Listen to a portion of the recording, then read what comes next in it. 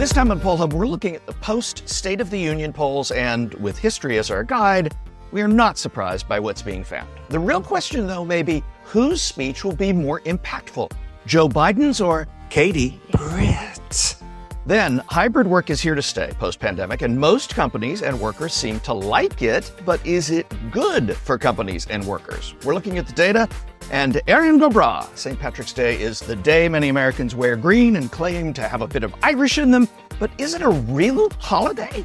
We'll let Lee deliver the news on that one. Plenty to get to, so let's get to it.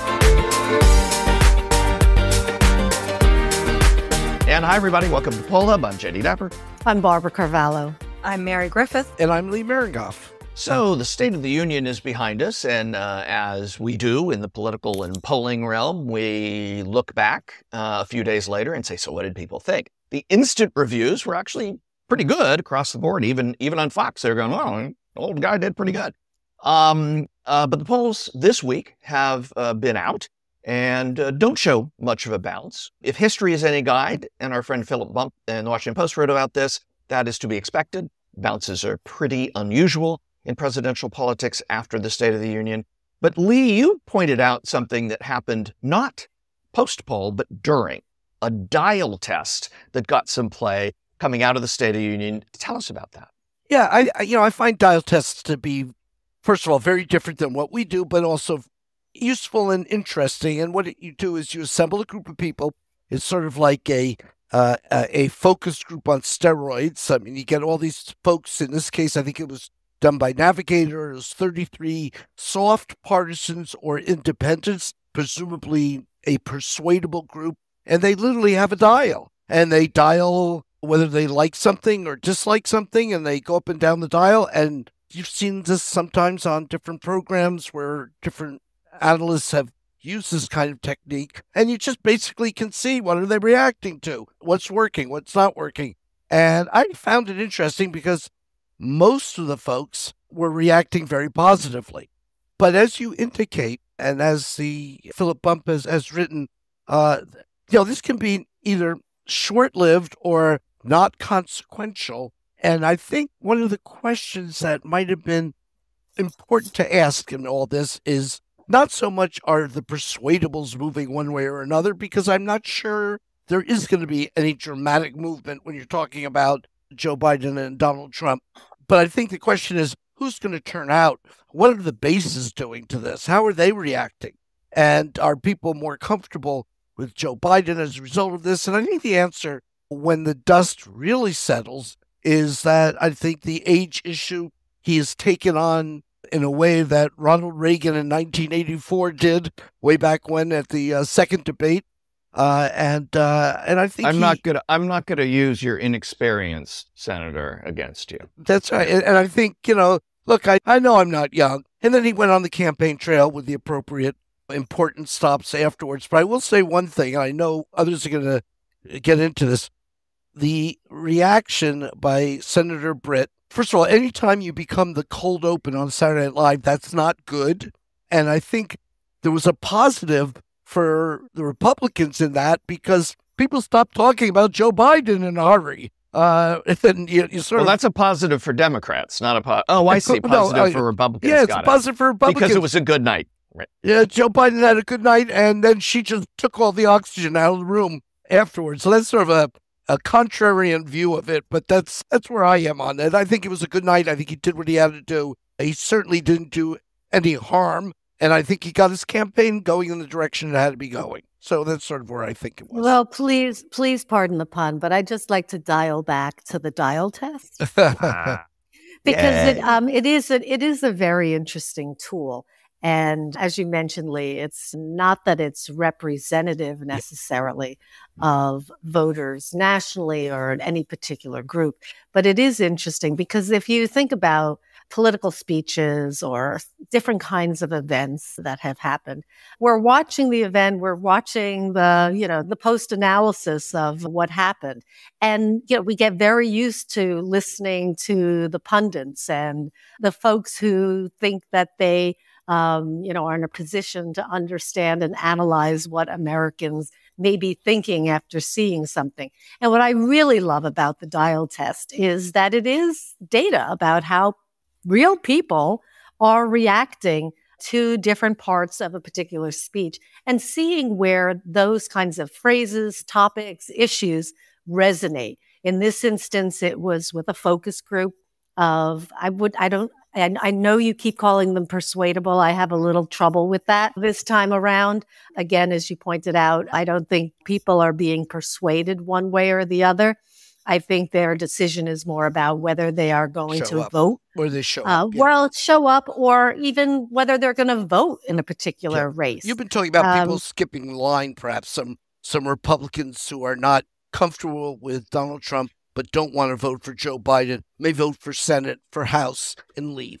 I mean, I think that's plausible.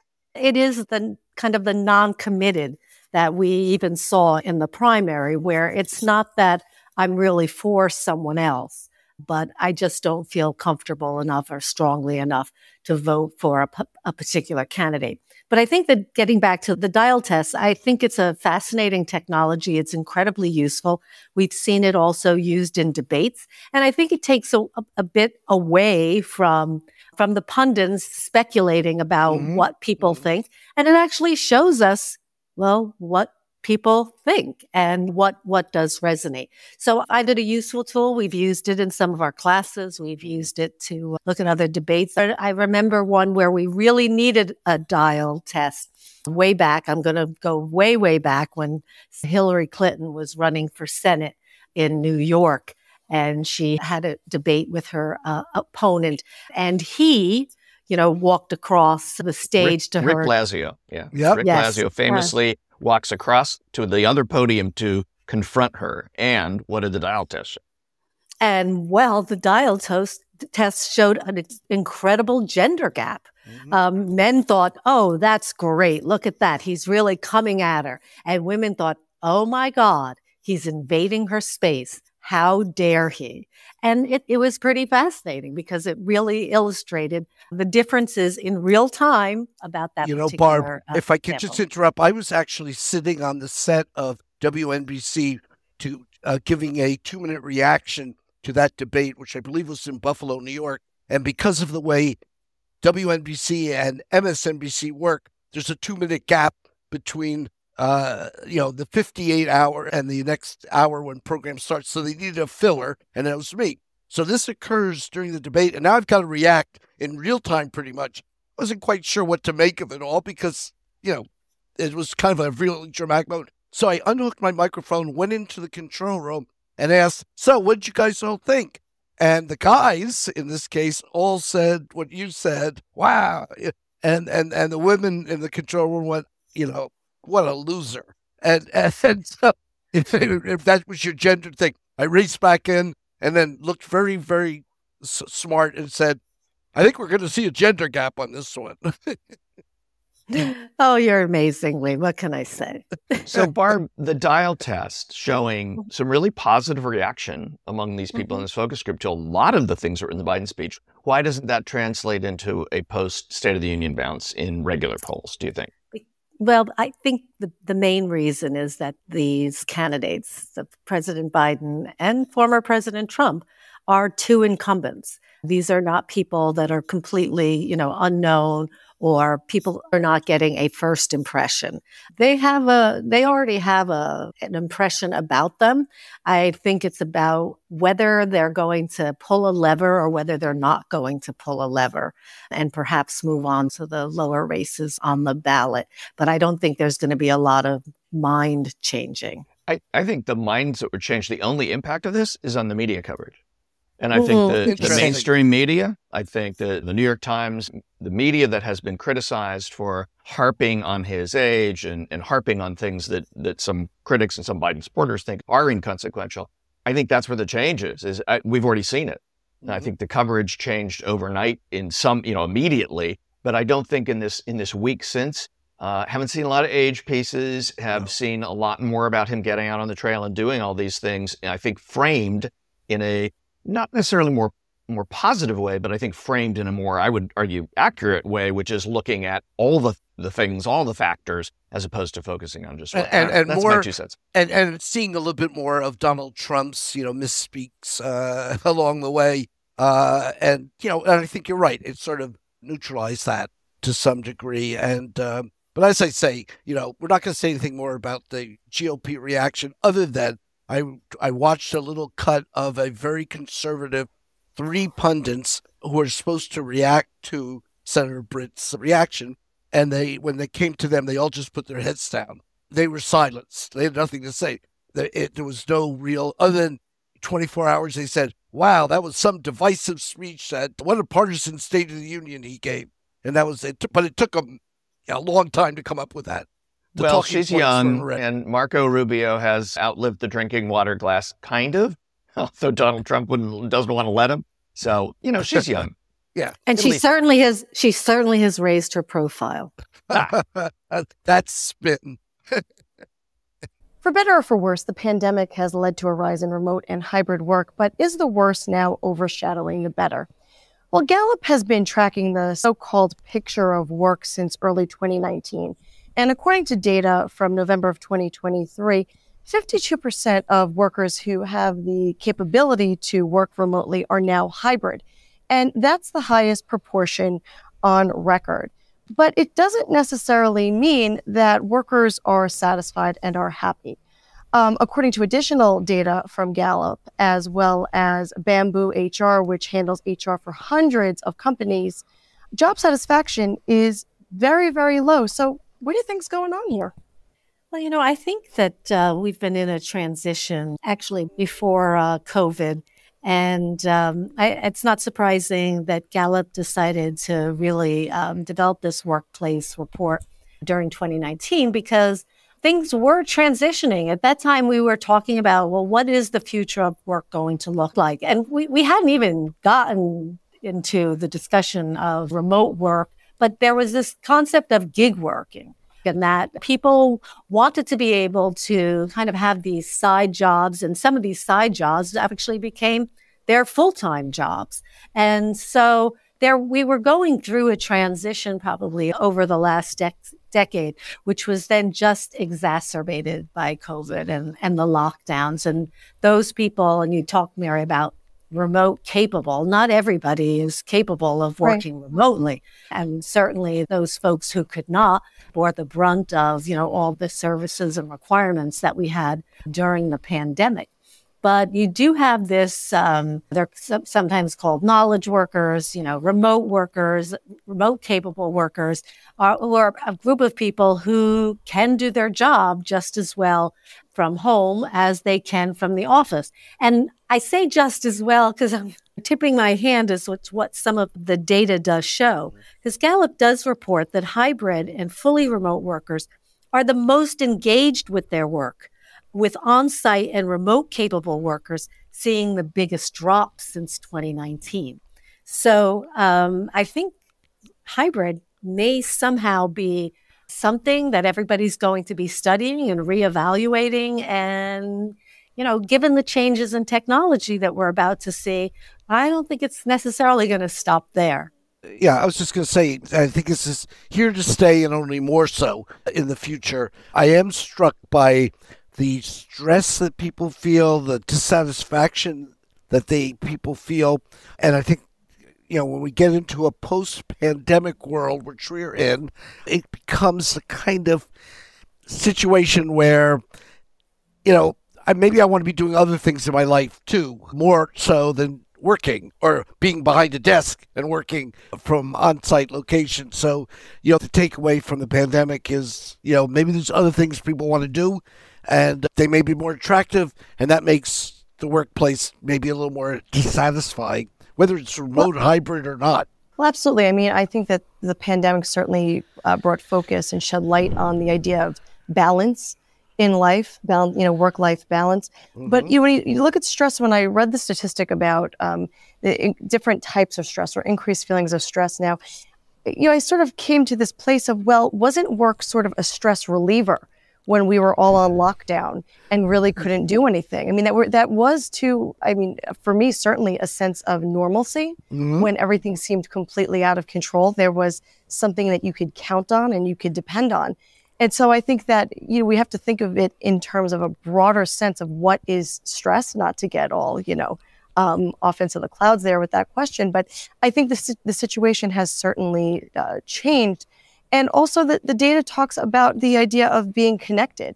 And the Gallup data says that those who are exclusively remote feel the least connected to their job and to their organization. But that is also felt across the board, regardless of whether you're in the office full time, you're working hybrid, or you're working remote. And I mean, that really didn't surprise me too much, of the feeling of the loss of connection. But I think it does speak to the idea that people do and have over the past couple of years missed being face to face and collaborating in person. Well, that's exactly what we've faced. So we went completely remote the Monday after the Friday of the pandemic, making all the headlines. And at Marist, the college said, oh, okay, done.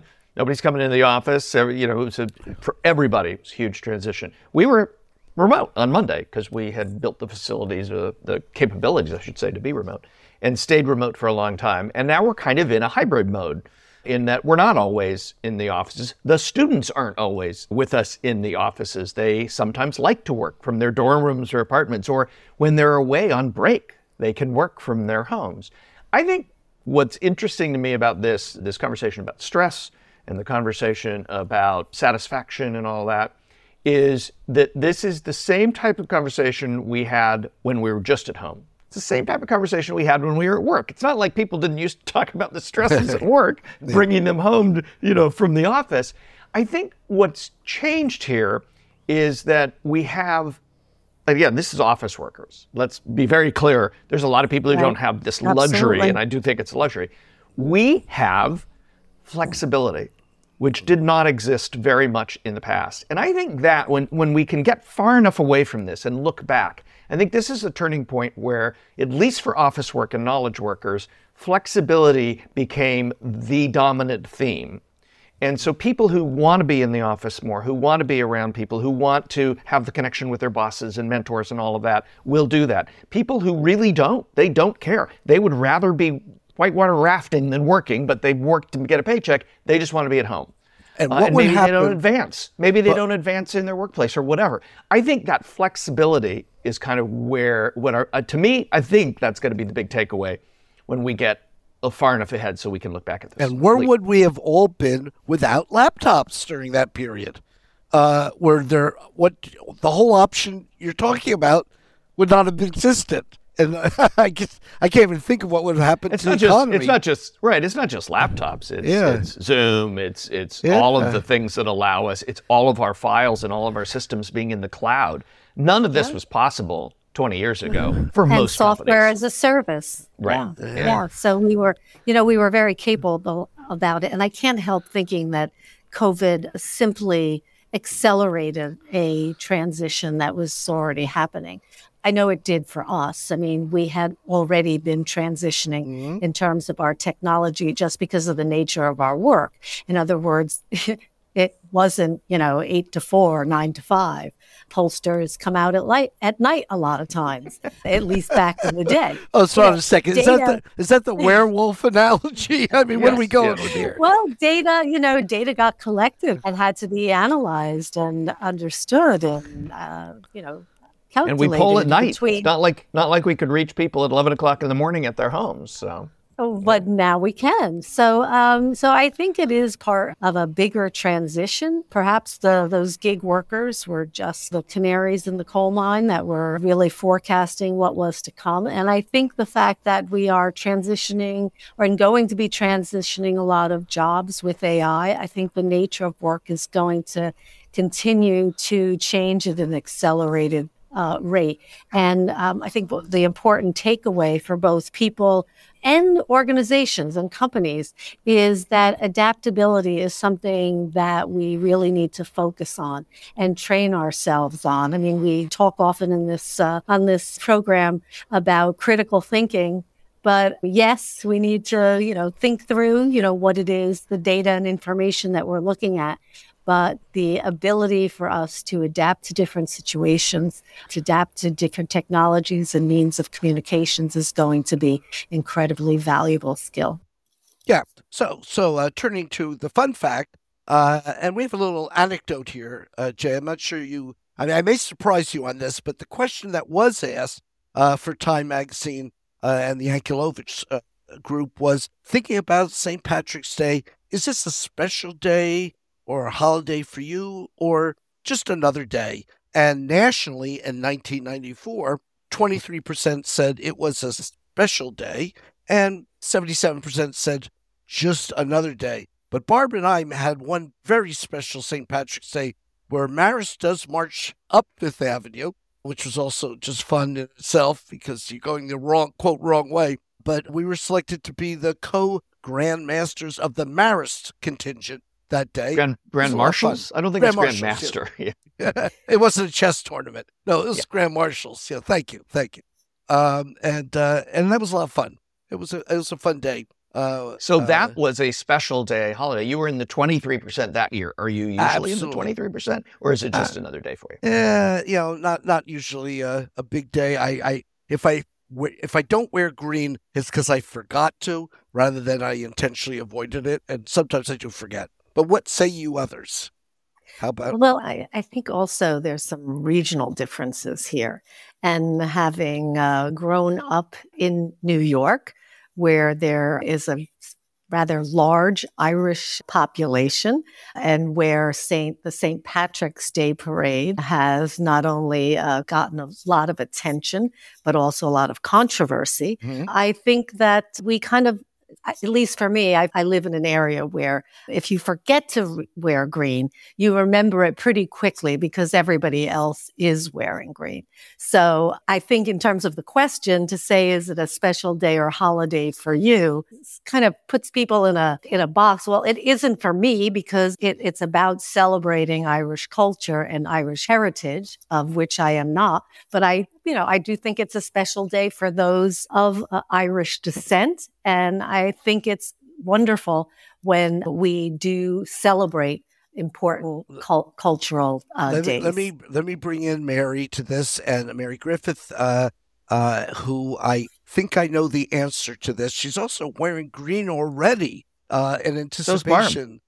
Yes, they're both wearing green. They knew we were talking about this on the podcast. It's not Kelly green though. I do have a Kelly green jacket that I do. That'll be on Sunday. So yes. Mary, sing the excitement that you always feel on St. Patrick's Day.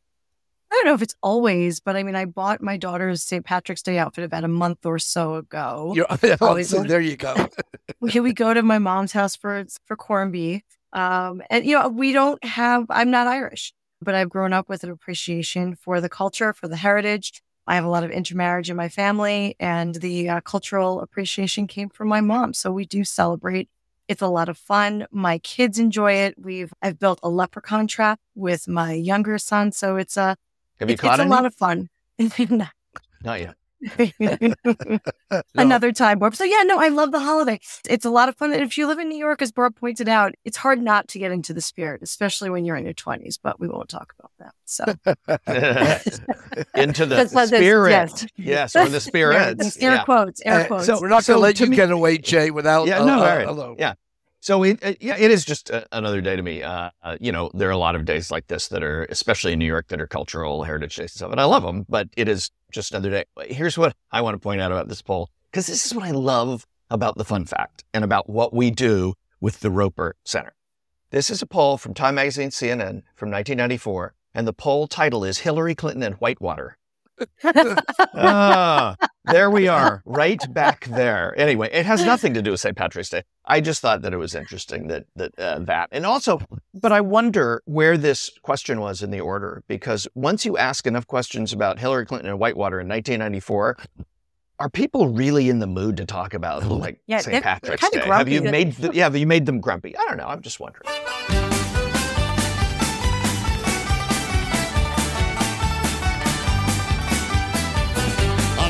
That'll do it for Poll Hub this week. Poll Hub is produced by the Marist Poll at Marist College in Poughkeepsie, New York. Mary Griffith is our executive producer.